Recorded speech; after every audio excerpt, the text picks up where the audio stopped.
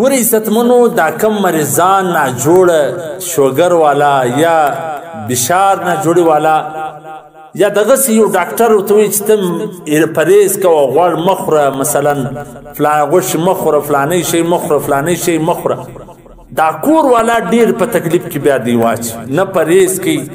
نه د شي څه مخ اړوي بس بیا نو په دردو اخته یي په منډه اخته یي نن ډاکټر له بوځه نن دا ډاکټر له بوځه حالانکې دا علاج ګرده په پرهیز کې پروت دا پرهیز کول دا سنت دی حضرت منذر رضی الله تعالی عنها فرمای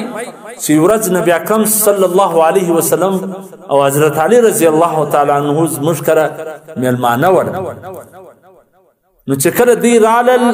نو د دوی و مخ ته خورما کښېښول شول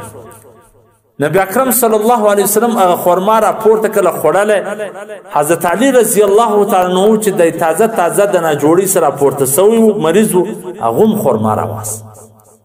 نبی اکرم صلی الله علیه وسلم څه ورته وفرمیل چې څنګه د خورما راواستله نبی علیه الصلاة والسلام ورته وفرمیل ما یا علی فانک ناقض ودرېږه مه راخه ای علي ته اوس تازه د ناجوړي سره راپورته سوی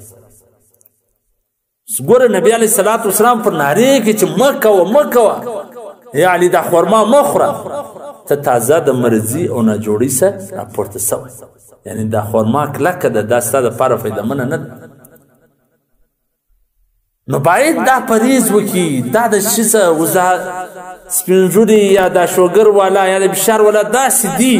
چې د کوم شي څه ته منع کړې په هغه شي پسې منډې وهي چې کوم څه ډاکټر ته یې مه خوره دی هغه خوري اخر نو ځان یې هم په تکلیف کې اچولی کورنیان یې هم په تکلیف کې اچولی نبي علیه الصلاة والسلام آواز ورته وکړي چې مه کوالې مه کوالې حضرت علي رضی الله عنه بیا هغه پرېښو علاج ته ځم پوره بیا د ده د علاج مطابق یې دله خوره کړه د دې باید خیال وساتو بیا نو چې د پلار سره په خښن شوی د پلار بیا د بیو پلار څه خوابدې دي د مور څه خوابدې دي نو پلار او مور باید د خپل صحت خیال وساتي دا د دې درد دا د دې ناجوړي د اولاد سره نه برداشت شي د خپلې مرضي خیال وساتي لږ د دغه شیانو څخه پرهیز وکړي او لږ په خپله خوراکه کې احتیاط کوي